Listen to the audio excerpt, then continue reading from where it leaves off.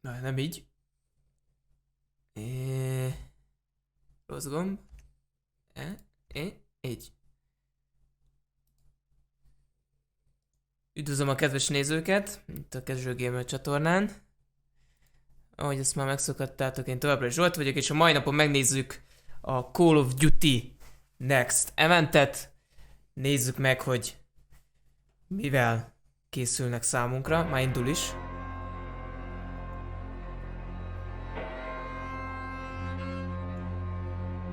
És akkor most majd kezdődik egy olyan félórás visszaszámlálás. Mint hogy volt a BF esetében is.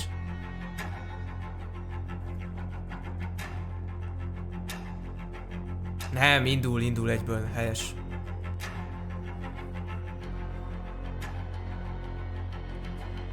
Valószínűleg a multiról lesz most nagyon sok szó, meg talán a Warzone 2-ről.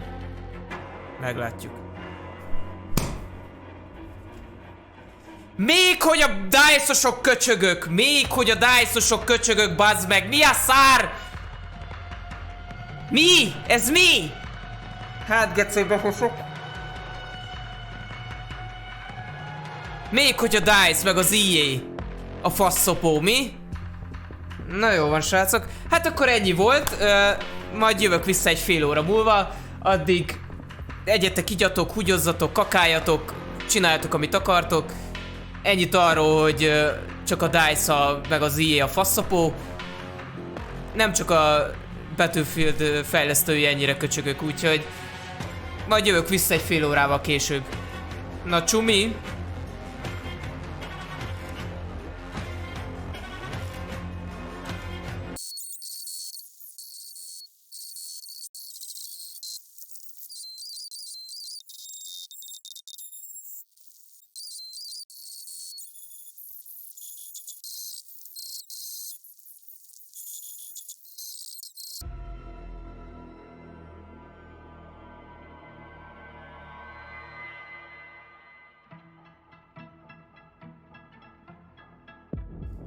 Mindjárt indul, Jézus.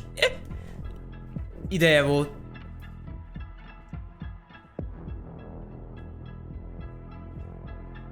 Hát körülbelül igen. Anonim, körülbelül. Na most már végre elindul. Jó, átbasztak mindenkit, bazd meg. 6:30-kor kezdődik, igen, a visszaszámlálás, egy fél órás visszaszámlálás, igen. Ugyanezt csinálták a DICE-nál is, a Battlefield-el. Ott is mindenki mondta, hogy úristen, hogy lehetnek ilyen köcsögök. Ugyanezt csinálja, bazd meg az Infinity Ward is, meg az Activision. Hát nem hiszem, hogy kapják az évet, mert hát ez kod. Ezt mindenki szereti. Na nézzük. Végre, bazd meg. Már fél órával, vagy több mint egy fél órája itt vagyok. Team. All of us. Let's go get him.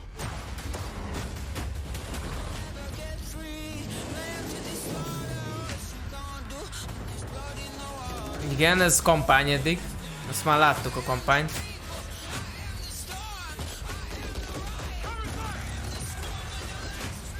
Warzone 2.0, arról is lesz szó. Na, ezt még nem láttuk. Warzone Mobile is lesz. Hú, hát igen. Warzone Mobile ez egy kicsit le van butítva, nem gyengén. Yes, sir.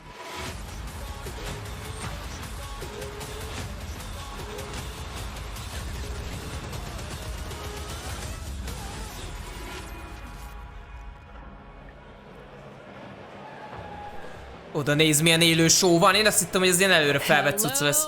Ott a sok gamer PC. Adjatok egyet, dobjatok ide egyet! Egy gamer PC-t adjatok ide! The general manager of Call of Duty, and I am thrilled to help kick off a truly significant moment, not only for the highly anticipated upcoming release of Modern Warfare 2, but a very significant moment for the future of the entire Call of Duty franchise. You see, over the last several years, we've experienced explosive and dynamic growth. And we've learned a ton along the way. Nincs felirat. And those learnings have fueled our ambition to deliver a wholly new, elevated player experience. One focused, of course, on delivering more fun and innovation, A köcsög streamerek, bazd meg, nézd meg, mindegy ilyen beképzelt köcsög fasz. Nem bírnak magukkal. Our brand new Warzone 2.0 experience coming later this fall, and our designs to bring Warzone to mobile for players on the go are all certainly big news. But it's just the first chapter of a very bold, long-term vision that we carry to take Call of Duty to even higher heights in the years to come. Ultimately, though, we know that you, our players and fans around the world, will be the judge of all that. And it's why we are thrilled to be doing this on the eve of our Modern Warfare 2 beta, and to be here live in person with more than 200 of the biggest streamers and creators in all of gaming. És 2 monitorja van minden gépen. Nézd már meg. The gameplay itself. És rendesen van Steam Deck, minden van. Ott van Ninja. Streamereket hívtak meg. És még gondolom streamelik is élőbe. Ez mind most streameli? Hát akkor van miből válogatni, akkor nem igen fogják az emberek nálam nézni ezt az eventet. Hogyha ennyi ember streameli. Ja, ezek most mind streamerek. Azt a kurva. Ez mind streameli most az eventet. Meg gondolom játszani is fognak. Ez kemény. Things like where we've innovated in the space of Battle Royale. We've got an all-new mode in DMZ that has large player counts along with massive player counts of AI. And it goes on and on and on. We've got mobile connected with progression and everything else across all of the games. And it just goes on and on. But you know what? It all comes back to one thing. It comes back to fun. Megy Ninja streamje, megy, biztos megy. Ő a játékot fogja streamelni, rohadjon meg. Ninja. Wherever you play it, be it on console or PC or mobile, however you play, whether you're a camper or a slayer, we've tried to think about Gátő nem fortizik? And hopefully today you're going to see that and hát egyelőre az eventet, de szerintem, hogy játszani is fognak. Azért ülnek ott. Kétlem, hogy azért hívták meg őket, hogy csak ott üljenek, azt streameljék az eventet élőbe. Az, hogy Ninja az fortizott, most megkodozik is. Én se követem amúgy anonim. Dr. Lupo, ez én vagyok, hát én is szoktam streamelni napszövegbe.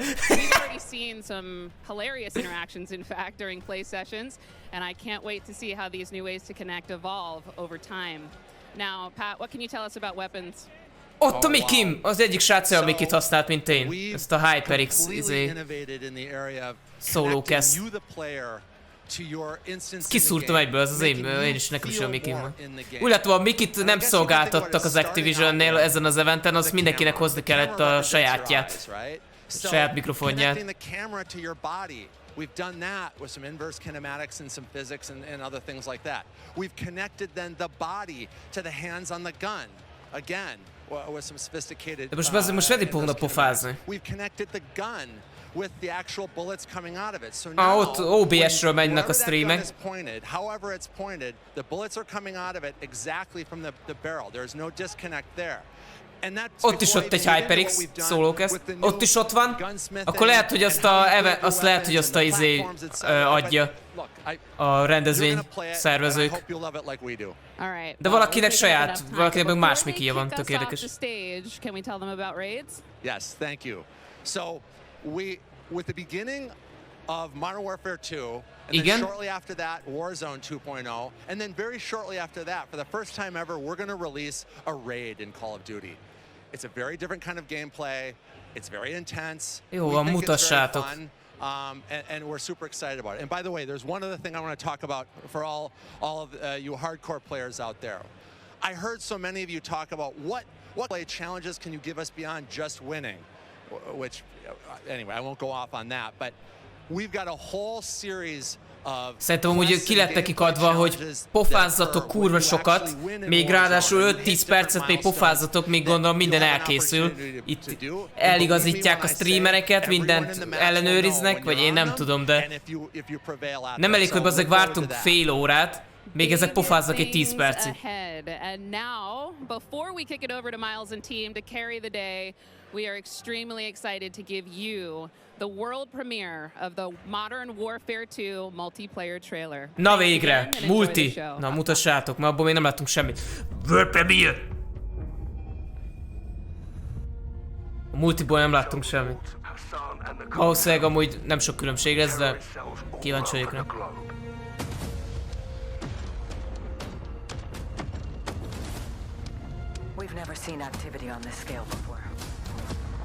Az mi volt az a sok jármű, meg az a Ground War-nak a továbbfejlesztett változata? Volt helikopter, csónakok, tankok. Most mi van? Nincs kép, hey! Nem látjuk a trailert, hello! Ez most valami prank?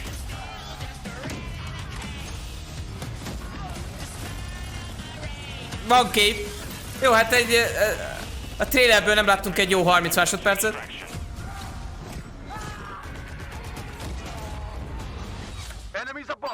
Ott az új heartbeat szenzor.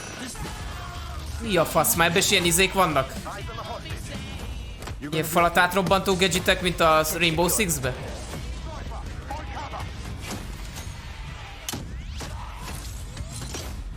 Mondom, Rainbow Six, baszki. Kamera, deployolható kamera.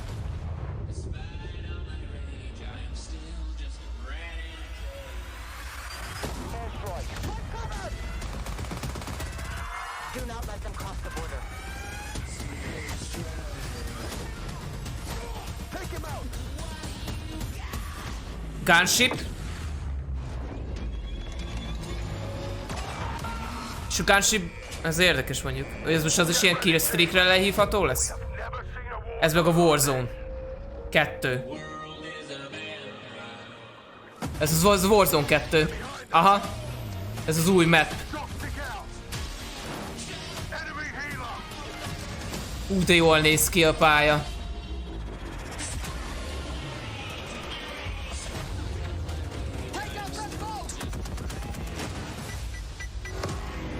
Lesznek vizes területek, folyók, meg ilyenek, gondolom lehet majd úszni.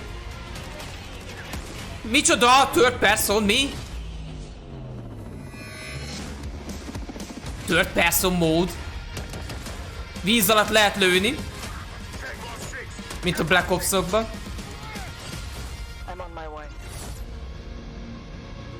Akkor lehet úszni, és lehet víz alatt is lőni. Érdekes. A Warzone 2.0-ás pálya az jól néz ki. Most mi van, lejátsszák még egyszer? Lejátszuk még egyszer a trailert, mert nem láttatok belőle 20 másodpercet, mert a vágószobába elkúrták. Most mi van, lejátsszák még egyszer a trailert?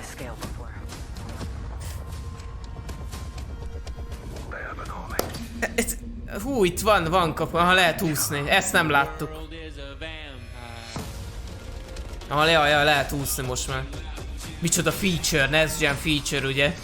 Úristen, lehet úszni. Kodban már ez is nagy szám. Az mi volt? Ez hogy átváltott pisztolyra? Egyből így. Az mi? Jó, ilyen Juggernaut az volt. Ez ugyanaz a trailer amúgy, gyerekek, most megmutatják még egyszer.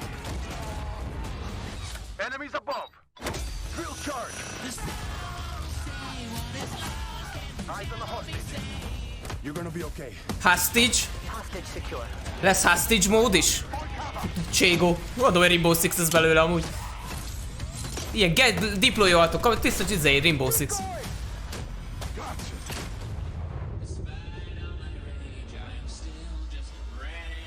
Ez kézbe, az meg. Elmutatják még egyszer a trailer. Nem baj, most kielemezzük akkor még egyszer.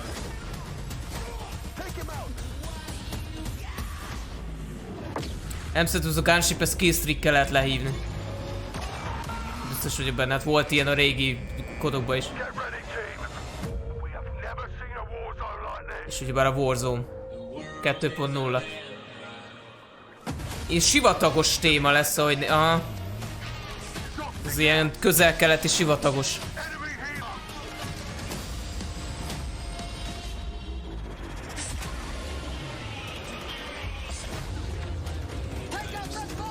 Most már lehet ugye motorcsónakokkal is operálni, víziakna.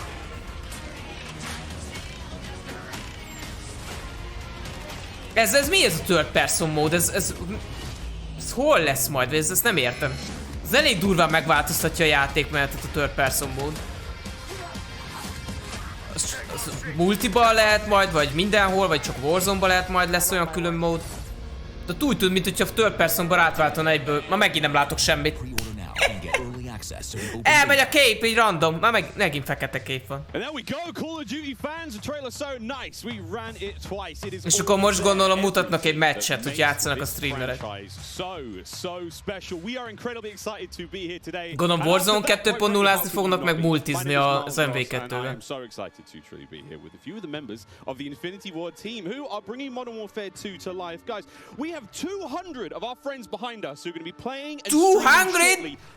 Before that, we also have Stephanie Snowden, Director of Communications for Infinity Ward, as well as... Hát engem is meghívhattak volna már akkor. Most az a egy ember plusz az már nem sok. Még nem szerintem azért Too Hungry, mert hogy ugyebár a Warzone-ban annyian lehet játszani összesen. Megint mutogatnak, trollkodnak állandóan. Precisely. There is so much. This game has just so much content. It's got something for everyone. So much, very big content. Of hard work at IW and our partners across all of the Activision studios. And so much of that work started with you guys at home. The community. Srácok, hogyha nagyon hosszú lesz, akkor lehet lelőjük, azt akkor megyünk Metal Helsingerezni. Mert most, hogyha ez a stream tart egy óráig, vagy netántán 2 óráig, azt nézem, hogy ezek warzone-oznak. Tök jó, meg minden, de... And people like Jeff and Joe here, who I am honored to work with, and their experience on this franchise, we're in good hands. Indeed. Okay, so Jeff, well, I don't know where to start anymore. Let's set up what Modern Warfare 2 multiplayer is all about. And let's stay high level for now, because there's a lot of details, friends, juicy details. Sure. I mean, you know, when you come into making a sequel, it can be kind of tricky. You know, what do you keep Director of game? MP design, multiplayer design rendezője. Where can you add new things in and not mess up this kind of nicely balanced ecosystem that we had? And so we came up with a few methods. One of them being player behaviors. And I say behaviors and not play styles. I think a lot of people will say play styles, but that can kind of change during a match. But behaviors are more ingrained in how players play. And we just put them into 3 big groups. We call them rushers, which are just aggressive players. They just want to find the action and go. And then we have sentinels, and these are defensive players. They want to just kind of hold down a building, maybe keep a little overwatch. And then we have stalkers, which are reactive, and they kind of hang back and try to read the field and read where spawns are. And really, we just kind of use these as filters to keep us honest with the content that we're making. So they're making enough toys and equipment for players to be successful playing our game. Sounds like a lot of fun. Stephanie, what are some of the new features coming to multiplayer, some of the new stuff that you're most excited to talk about? Oh boy, there are a ton of new features to dive into with this game, but we really pushed forward even the most What's new? Gunsmith, maps, modes, beta. Ez a menetrend. This past year and see these innovations coming to life, to hear Jeff jump into breaking down the 1v1. And personally for me, water. A pofázásra annyira nem vagyok kíváncsi őszintén, szóval azt el tudom utólag is olvasni összefoglalva egy cikkbe. But the aquatic combat, some of the things you're able to do with vehicles in the water, I think that level of immersion is really going to speak to fans and has been something that I've really enjoyed playing the last Örökké. Aquatic combat. Ne idegesíts, Anonim, ne idegesíts. Can we go into some details about our water-based adventures in MW2? Nem, de várunk még nagyon max, nem tudom, egy fél órát vagy egy 15 percet. Hogyha végig csak itt pofázás lesz, én értem, kell az info, nyilván, mi az újdonság, stb. De hogyha nem mutatnak több ugyebár anyagot a játékból, akkor sok értelme nincs itt ülni. És ezt el tudom olvasni egy cikkbe is, ahol összefoglalják röviden, hogy mit mondtak, mik az új info. A víz az elég érdekesen néz ki, de nem rossz. Mennyien fognak kempelni gyerekek a víz alatt? Én már látom. Figyeljétek, Warzone-ba bazd meg, az lesz, hogy a stég alatt ott fogja áztatni a szőrös heregolyóját a hülye gyerek. És ott fog kempelni. Nyilván ameddig nem jön a kör. De hogyha pont oda szűkül a kör, ott fog kempelni a vízbe a stég alatt. És tud onnan is lőni, ugyebár, a vízbe pisztollyal. Na, vannak új anyagok végre. Igen, ez egy új cucc, hogy így felkapaszkodva is tudsz lőni, ez hasonló, ami volt a létránál. Tudsz píkelni így a pisztollyal mi a faszom ez? Így a falon. De miért ilyen ferde a kamera? Bármit, de ilyenkor oké, de FPS-ben is, hogy ferde lett volna. Fura.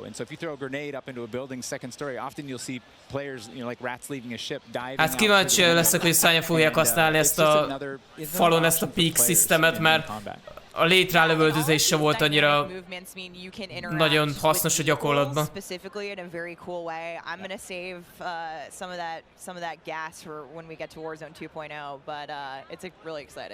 All right, vehicle details to come. But now, guys, let's talk about equipment. Obviously, Call of Duty, crazy sandbox, a lot of cool toys to play with. Joe, what are some of the new dynamite new items that we're going to be throwing at each other and equipping and using in all sorts in the next game? I mean, you saw some cool stuff in the trailer. You saw the drill charge, you saw the shock stick. One of the other cool ones you saw is the inflatable decoy. And this is a mine that you can throw out, and it basically sits there, and if a player gets close to it, it auto-deploys, and basically inflates like a airbag going off. And it faces the person that az milyen decoy? Ilyen felfújható gumiember. Milyen kütyű? Mik ezek a... Van EMP, ami tönkreteszi a gadgeteket.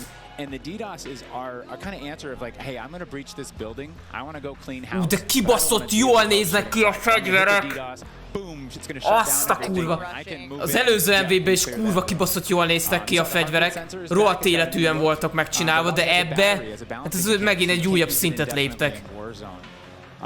A kis karcok is látszódnak a fegyveren. És még úgy is, hogy kurva szar a stream amúgy. A bitrate az kurva szar, de még így is lehet látni a detailt, hogy milyen iszonyatosan részletesen vannak megcsinálva a fegyverek.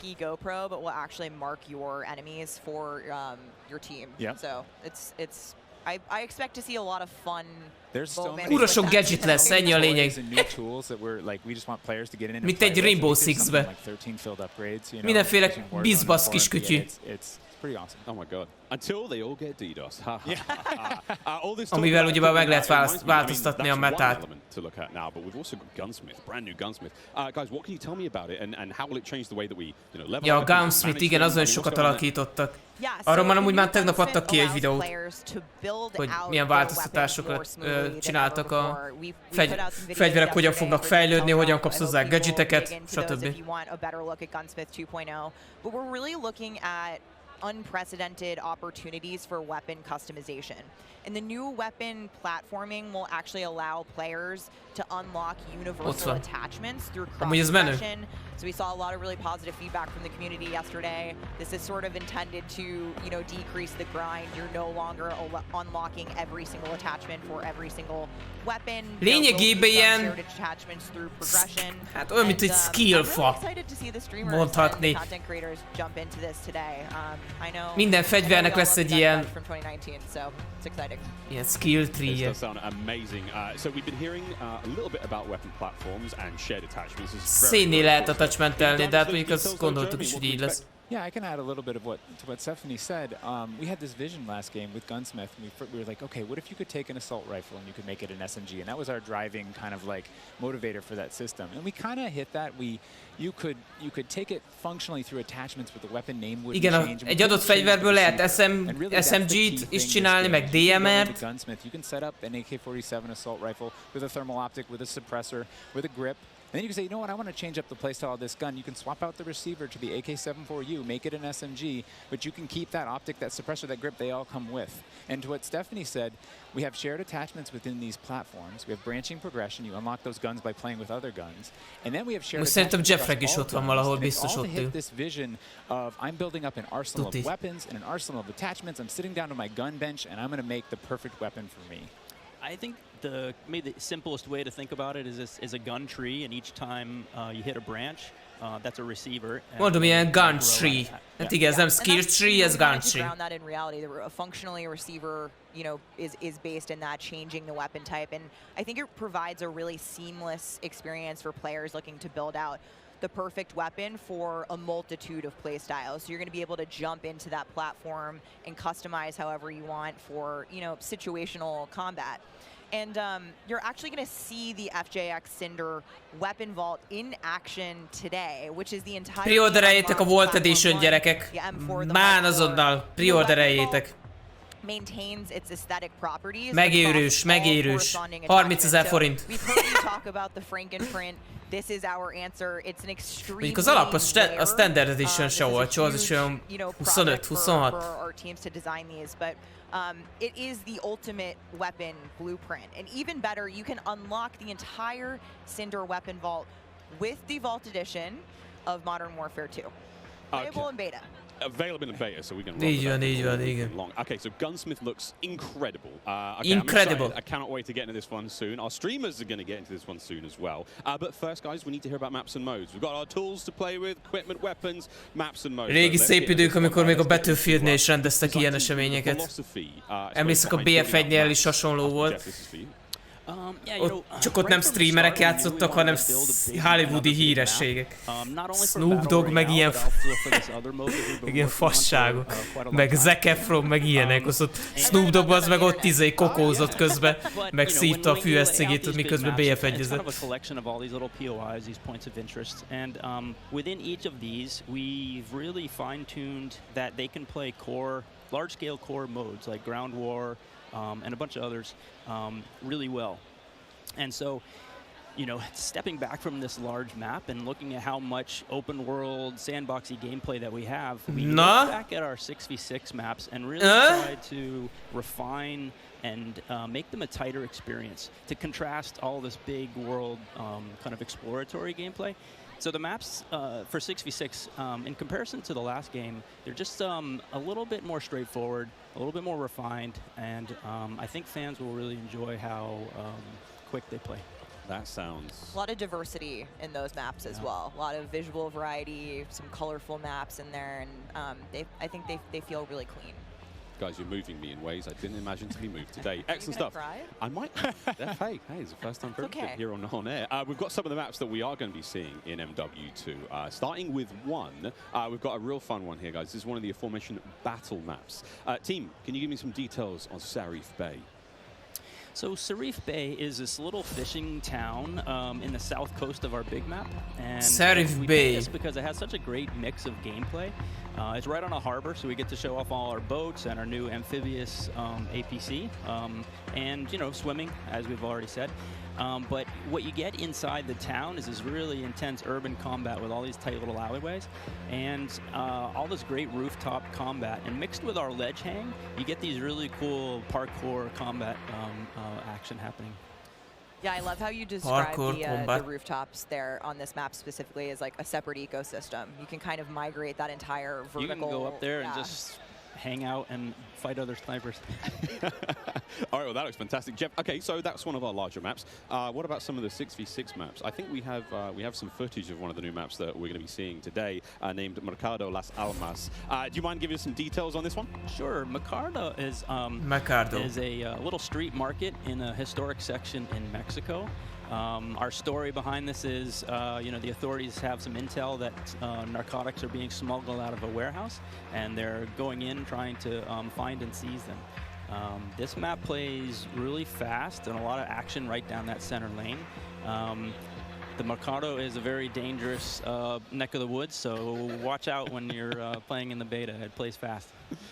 Cannot wait, really cannot wait. Looks fantastic, and again, interesting to see you know, how that ties into campaigns and whatnot. All sorts of fun and games ahead of us. Looks amazing. Battle maps, core maps, 6v6. All this looks fantastic. But let's go back to some maps.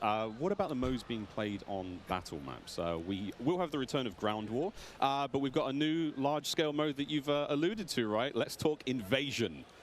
Invasion. So Ilyen is lesz. It's a big war map. It's big war map. Invasion. Only objective to eliminate the build. It's 20v20 Fight to represent the AI there's also 20 AI on each team. AI are coming in fast roping. They're coming in on medium birds. And it's this high action mode. Ez egy új mód. Super fun, but it's also really chill. The announcer's not barking at you. He's not saying like, "Hey, get to B." You know, they're taking C. You can kind of play it how you want to play it. You sit up on a rooftop and snipe. You can grab a shotgun and go room clearing. If you push too far into the enemy's base, AI will come hunt you. But we've also been really conscious of where we put AI in multiplayer. We didn't put AI in kill streaks or anything like that because we don't want AI showing up in search and destroy. We don't want AI in domination. This mode, though, however, was built for AI, and it's a super fun mode. Can't wait for people to try it. Kind of a funny aside, you know, we took the name Ground War from a playlist in MW2, and that was just large-scale TDM and DOM. And we kind of did the DOM in the last game, and now we're able to add kind of the sandbox TDM, and so we're kind of completing the cycle of that old playlist. Yeah. Well, this large-scale stuff looks amazing. This looks so awesome. And okay, so what about the new 6v6 mode? Keep so awesome. Closer and closer. Steph, what have we got? Yeah, so we also have two new Minden awesome, minden awesome. Played today, and they will be in beta. Ez a hostage mode. Rescue and Ez is új. Prisoner Rescue. Okay, let's go into Prisoner Rescue first. Jeff. Rainbow Six. Gyerekek, a kodhoz most már BF is lesz, kod is, meg Rainbow Six is. Two prisoners, they're kind of spread out, and they need to keep hold of them. The goal of the attackers is to get to those prisoners, pick them up, and carry them to exfil. When you pick them up, you enter what's called az a baj nekem ezzel, hogy a kod nem egy taktikai shooter. Aki ezt mondja, az hazudik. A Call of Duty sose volt egy taktikai shooter game. És egy ilyen hostage-os játékmódnál úgyis az lesz, én szerintem, de majd kipróbáljuk, hogy mindenki rohangál majd össze-vissza, azt majd lelövik egymást. Mert gyors a gameplay, nem lassú a kodokban. Egyszerűen nem szokták taktikusan játszani a kodokat. Mert annyira gyors a gameplay, mindenki csúszkál, ugrál, fut, szalad. Én kétlem, hogy ez... De majd meglátjuk, hogy fog működni. Ez a hostage mód.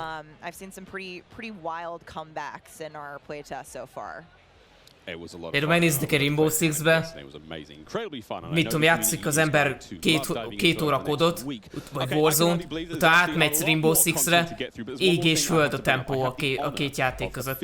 A Rainbow Six-ben annyira lassúak a karakterek, olyan lassan futnak, főleg, hogyha egy ilyen heavy páncélozott karakterrel mész, még sprintelésbe is így éppen, hogy kocog. A kodban meg mindenki szárnyal, mint a hülye. Na itt a third person mód.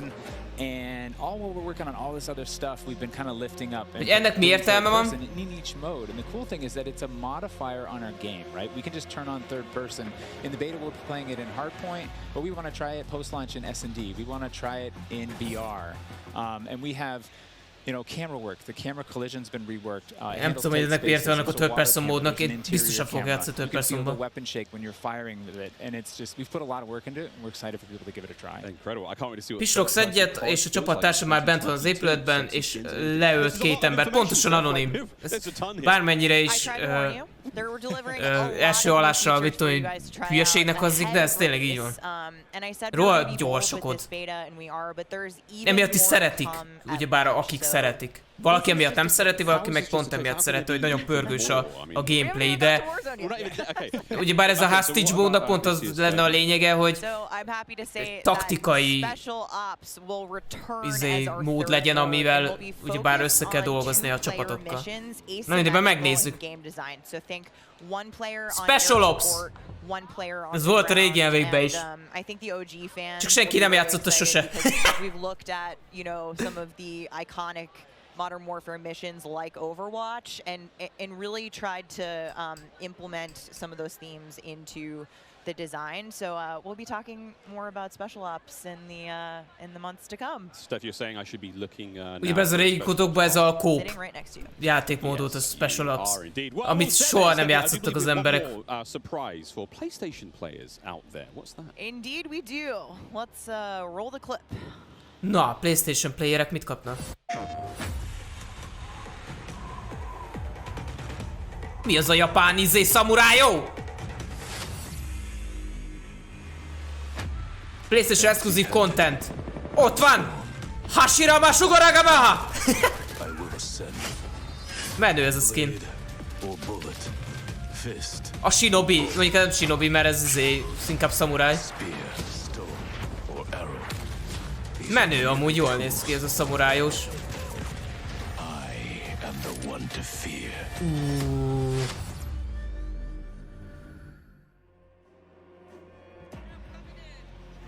Hát a PlayStation-ösök kapnak egy ilyen japán témát. Menő.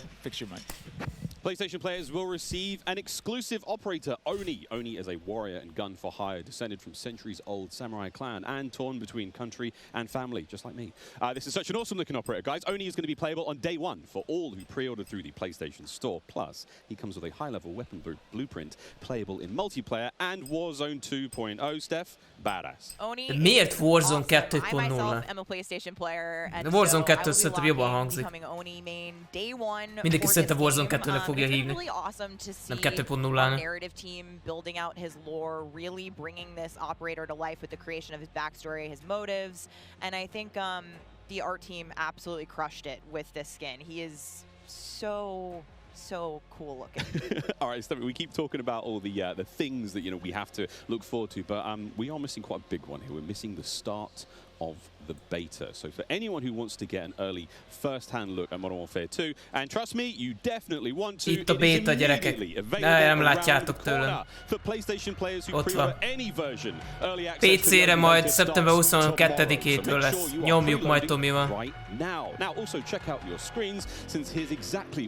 Abszolút peregni fog jövő héten. But don't forget, friends, it's also definitely worth noting that if you pre-order the Vault edition of Modern Warfare 2, you get to use the red Team 141 operator pack and the FJX. Nem, úgy van anonim, hogy 22-től, nem pont most volt, 22-től 2 napig azok játszhatnak, akik előrendelték, utána már bárki. Ingyen, igen. Úgy vagy 2 nappal, 22-től 24-ig, már úgy most volt az előbbi, de már elfelejtettem. Akkor csak azok játszhatnak, akik előrendelték a játékot, unnastól kezdve 25-től, meg már bárki. Úgyhogy amúgy igen, bárki. Egy kis reklám. És még ráadásul crossplay is lesz, ugyanúgy, mint az előzők. Játszhatnak a PlayStation-osok, a PC-sekkel, meg a Xbox-osok, stb. AMD FreeSync, now on TCL 6 Series TVs. Prime Gaming. Visit Prime Gaming, minden van. Ez a reklám helye itt most. Én reklámozok. Ha előfizettek Prime-ra, akkor tudtok egy feliratkozást ajándékozni bárkinek. Az a Prime-mal jár egy ingyen feliratkozás. És azt így döntötték el, hogy melyik csatornára áldozzátok fel, úgymond. I'm looking forward to using that inflatable soldier decoy to mess a lot of players. Kill streak. streaks, I think. I'm honestly here just to learn as much as I can to prep for Old Men of Optic, because those guys are very old now. So maybe some OG maps coming back. A map that everyone can play. Honestly, give me Most már nem csak a tévében van reklám, gyerekek, hanem a YouTube-on is. Mármint úgy értve, hogy a livestreamekben. Search and destroy Code Red. Capture the flag, Code Red. If I'm going hard with the boys on a long night at S&D and I'm trying to get some nasty in-game comms, I'm drinking Baja Blast all night. Terminal or high rise? Easy terminal. Ooh, terminal. Most people have terminal nostalgia. Terminal. Terminal, 100%. I just replayed that recently and I realized... Ki az a cicás, jelmezbe az a csávó? High rise. High rise. Terminal. What's your favorite flavor of Mountain Dew? I've grown up on Code Red, so it's still Code Red for me. Honestly, I like the basic one, just Mountain Dew itself. Dang, I was gonna pick Code Red too. Can I get a second one? Nekem is ilyen cica jelmezbe kéne streamen. Többen néznének. October 17th, unlock dual double XP, COD points, and also an exclusive Mountain Dew skin in Call of Duty Modern Warfare 2 when you buy specifically marked Mountain Dew. Na, nem kell rap. Már még lenémítanak.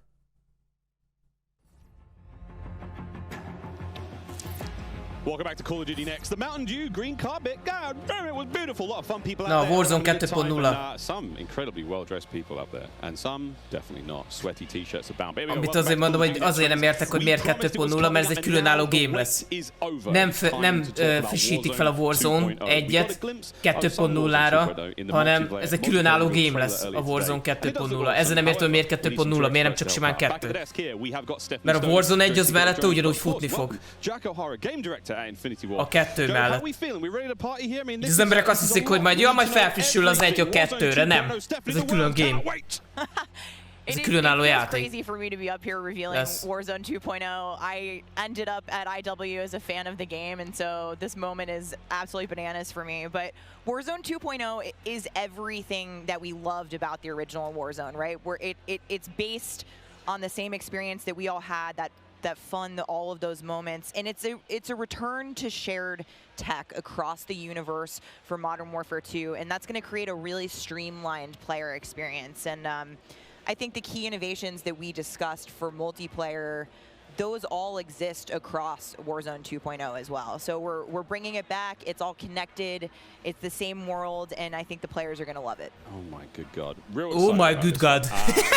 Again, there's a lot in this one, Jack. Ciao, ez csak arra van, hogy állandóan oh my God-ozzon. MW2 and Warzone 2 have been developed side by side since the beginning, right? Since we started down this road, and they're part of the same universe. Like Stephanie said, they share the same mechanics. Az a Fuchs, gyerekek, az a kitűző mekkora Fuchs. But the centerpiece of all this, of course, is the csillog, mint a we've been pikatöke. working on since 2020 with teams across the globe. It brings together our philosophies on map design, it brings together new technologies in order to do it, and lots of artwork to make it happen. And we've learned so much from players' experience. Mazra, az az új pálya neve. The first few years of Warzone, and we're really excited DMZ, ott a DMZ mód, és ott a launch date-et is el fogják mondani, hogy mikor indul. A DMZ mód ugyebár arra pár szivárgott ki info, hogy az ilyen Tarkov téma lesz. Akkor igazak voltak a pletykák. That's right, Miles. Welcome to Al Mazrah. Itt az új map. Jól látszott, hogy ilyen sivatagos. It is ott az airport, ott a fortress. It is expansive desert settings with a mix of industrial areas, towns, a city, and Mi sordítsunk. It looks way better on this screen than it did on Twitter. Na, de már lehet tervezni, hova fogunk ugrani, gyerekek. Find a lot of really cool elevation, rocky peaks, caves, subterranean spaces. This map is beautiful, and it's actually the biggest VR map that we've ever made. And I am so excited for all of our streamers here to jump into Al Mazrah later today. It's huge! Look at the size of that thing! Okay, so that was a big picture, and it's a great way to see it from a sort of top-down layout, but let's take a better look at some of these points of interest. So when we set out to create these spaces, the team works to make it feel like a real space, right? So that there's infrastructure in between all the different what we call points of interest along the map. And if you're paying attention, you might even see a few that seem pretty familiar out there as well. And so as the team works through these, they're trying to find some variety on each point of interest to make them something that the players will want to drop in and get the particularity of that single point of interest and find the place that they want to drop and where they want to play, whether it be a high elevation observatory at the center of the map, whether it be the big city that's at the top right, and whether they want to explore that, or whether they want to work in some of our POIs where we have water intersecting with geometry here. So we have in this one. Ooh, that looks familiar. That does seem familiar. And there's a river system that goes through all of this, so you'll be able to catch in a boat and drive between the different POIs. Itt is van egy tankhajó, vagy egy ilyen tankerhajó, ami ki van sodródva a partra. So you find me there. Absolutely. I'm curious what you guys think, Jack and Joe, on what the hot drop will be today, right? We've been talking about this the last couple of days. This is our first time seeing other people who are not us play Warzone 2.0, and so I'm just very curious where you think everyone's gonna immediately drop today. I think some people are gonna drop to Observatory just to go back to home, you know, go have some fun. They're coming home. It's always nice you're moving through the map and you kind of hit a spot and you're like, wait I've been here before. I know what this is. You have all these flashbacks. Yeah, there's a lot of nuggets in there for some old Modern Warfare fans. Yeah, I'll say Quarry. I think that's gonna pop off. I think people will land around the edge so they stay in as long as possible in this match. But smart. We have some news for our edge of the map players coming up. Ooh, all right, guys. Well, the map looks absolutely gorgeous, and I can't wait to watch our streamers here drop in early in an alpha build later on today. Okay, so moving on to the gameplay, we've got this beautiful space to play in. How do all of these multiplayer elements we've talked about a little bit earlier, how do they fit into Warzone 2.0? I mean, the super simple answer is all the stuff we talked about in multiplayer, the stuff you saw in the multiplayer trailer, that's all in Warzone, right? It's all integrated. So that tactical camera works in Warzone, that decoy mine works in Warzone. Valószínűleg majd a Warzone Mobile-ról is lesz egy külön ilyen szekvencia, azt már nem fogjuk megnézni. More swimming. Yeah. Nézd meg, ott kempelnek a víz alatt. This is a great taste of some of the water combat. I can't wait to go full Captain Miller, you know, Apocalypse Now coming out of the water, knifing people. I mean, this just looks... Yeah, the rendering team made some work, so you come out, you're looking all wet. Yeah. You see the caustics on the bottom. Yep. I'm not even sure what caustics are. I have no idea, but it sounds great. It looks incredible. You can see the armored patrol boat coming by there with its 2 turrets. There's some cool stuff. So I'm glad you brought up vehicles. Steph, you touched on vehicles a little bit earlier. What can we talk about? You know, we've seen boats, we've seen tanks, we've seen all sorts. Jack, what have we got? So we've implemented a new physics and handling model for the vehicles. So some vehicles are heavier, some will slide more, have more traction or less traction. And as you drive them around and you're encountering them and other squads are playing with them, you can choose to shoot off the tires to kind of impact their handling. Fel lehet állni a kocsi tetejére. React to explosive differently based on their weight. So if you're in a heavy armored 4x4 and get hit by an RPG, it's going to kind of bounce a little bit, but not quite take the hit as a small sedan. You can also choose with your squad to be rolling into a POI and somebody jumps out on the roof, somebody leans out the window, and suddenly you get yourself a lot of firepower driving into the POI. Of course, that vehicle needs to survive for quite some time in the map if you want to keep using it to go from point to point. And vehicles will run out of gas, or at least most of them will run out of gas, and then you can bring them to a gas station to fill them up. If your tire's been blown up, you can get out and repair it, or you can bring it to a gas station to get repaired as well. And of course, we've got water vehicles, we've got a small boat, we've got the boat that Joe mentioned with the turret at the front, turret at the back, so you can have that little moment cruising up the river with your whole squad ready to rumble. So yeah, there is so much love that's gone into these vehicles. You forgot the coolest vehicle. The coolest vehicle? The massive helicopter that you can fly around. And it's a moving platform with 3 doors. And you can move a whole squad through the map. What? Wreak havoc. It is so cool. Oh my God. I mean, the fact that you can lean out of the window, grab your teammates, pile in a vehicle, actually, engage in battle from the window, leaning out, shooting, combat. Unless somebody blew up the door. That won't. That does complicate things, doesn't it? PTSD from Joe killing me many times in our playtests. Well, I hope the gas prices in Almaz are okay. I thought there's a lot going on in Warzone 2.0, and my head is quite frankly spinning. What other massive changes have we got in store? Because it feels like there's so much that's changed. Is it still a gulag? Do we still have circles? Is it still gas? I know there are guns, but do we shoot them? What's happening? What do you want to jump into first? Oh, Stephanie, go. We've made some pretty changes, I think, to the high-level components of Warzone 2.0 to continue providing players with both a dynamic and rewarding VR experience. But Warzone 2.0, you're going to hear it over and over again today. It's about fun. This is about playing with your friends, having fun, you know, friends new and old. Maybe you're making them a game. And I think one particular feature that I cannot wait to see the streamers engage with will be our prox chat. Yes! So it's coming. It will be in Warzone, and there's going to be some amazing clips. But I think Joe can tell us a little bit more about looting in Warzone 2.0. I'm listening to that. The streamers love prox chat. They're like, yes! You know, in looting in Warzone 2.0, we still have the humming crates. You know, you can still travel around and listen for those. We still have the loose loot on the ground, but we wanted to add a layer of learnability and logic to our looting, right? So if you're outside, if you're a little kid, you fall down, you hurt your knee, and your mom's going to go inside, go to the medicine cabinet and get you something to a Band-Aid, Neosporin, whatever. So that's our looting. If you need health items, you can hit a bathroom in a building and there'll be a medicine cabinet. You can open it up. If you want to get loadout items, there are these hidden caches throughout in between the POIs that are in ground, and you can memorize where they are because they're always there. So you can kind of start to develop these paths through the map of how you loot. And there's this logic applied to looting. You know, you can find toolboxes that'll have grenades and things in them. And you find these other crates that are kind of like, it's as if the military that occupied this space came through and dropped off military items. Those crates are always there. So you can always have this reliable layer to looting. Incredible. This sounds really exciting. We go on a road trip through Al Mazrah and quite literally like have a route we plan, hit the gas station, pick up gas snacks. up, pick up snacks, pick up ammo and all sorts. Okay, cool. So what about circle mechanics? I mean, this is obviously a huge component of BR's, Joe. Yeah, I mean, the circle's been a staple of BRs. It's been really hard to move away from it. So we kind of talked about what could we do to mix things up with the circle. So we've got this new mechanic where the circle can actually split, almost like a cell splits, into 2, 3, even 4 circles. And then those circles kind of close down. And what it does is it segregates teams. You have these micro battles in those circles. And at a certain point, you're like, okay, we cleared out our circle. We think we're good. And then those circles merge. They come back together. And you have this very directed fight of like, as the circle's moving, elszeparálja majd az embereket külön 3 részre. Mi a fasz? So it's another kind of like twist in the gameplay that we feel like is a cool multiszűkülések lesznek. We need to do X. Crazy. No, mondjuk ez kemény. We're going now. Go!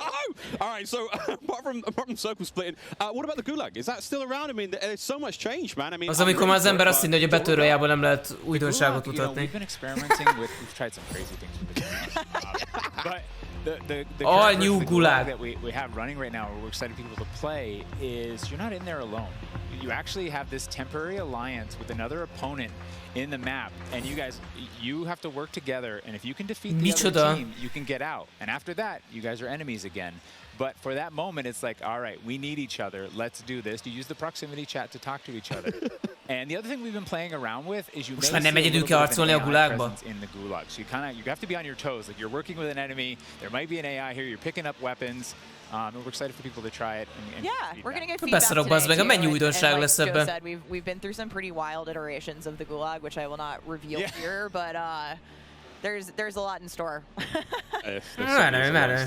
Jack, I have heard of a new concept coming to Warzone 2.0 called strongholds. That will include AI that may impact how players get their weapons, etc. Can you clue me into what that's all about and if it's even true? Absolutely. So strongholds are reinforced buildings that the AI is occupying inside Al Mazrah. And the players can choose whether or not they want to engage with them and assault them to get cool rewards, including free loadout items. Which is one of the new ways Itt ilyen a Fortnite-ban van például, hogy vannak ilyen helyszínek a mapon, ahol ugyebár AI-ok őrzik a területet. Fortnite-ban van valami hasonló. Elvileg, hogy az AI-on is nagyon sokat fejlesztettek. A hangokon, meg például az AI-on is. But in other modes, you're going to find the AI occupying large portions of the map and just kind of protecting different POIs in different ways. Unreal. Okay, so we've all heard the rumors that Warzone 2.0 is going to have some very, very interesting new modes. A DMZ, igen. Na, arra kíváncsi vagyok. Confirm or deny Stephanie Snowden? It's finally time. I have read about some DMZ new modes on the internet recently, but one of the most exciting things about Warzone 2.0 is confirmation that an all-new sandbox experience is coming at launch. I am happy to announce DMZ, állítólag. Call of Duty's extraction mode will arrive Extraction with mode, igen, Warzone egy Tarkov. 2.0 at launch later this year. I played DMZ for the very first time on my first day at IW, and ez valószínűleg jobb lesz, mint a Battlefieldben volt a Hazard Zone. The possibilities with this game mode blow my mind. So DMZ, I can also confirm that DMZ is real. But we're not going to go into depth on it today because we do have to keep some stuff in reserve. What I can tell you though is we've created a rich sandbox where you can define your own win condition. You infiltrate Al Mazrah, you accomplish your goals, and then you decide to extract when the time is right. It is played across the whole map, and the AI is occupying large sections of the map, and they are lethal opponents, and they do command your respect. You have to watch out for them. You have to work with your team. They patrol areas, they occupy strongholds, and they'll reinforce based on players' actions. And then on top of all this, you can choose which mission you want to accomplish, or you can chase after a variety of activities in the world. And you can play this differently depending on your playstyle. You can go loud, like I always do. You can go quiet, or you can hunt other players or avoid them entirely. Or you could just decide, hey, I'm going to explore the secrets of Al Mazrah and see what's there.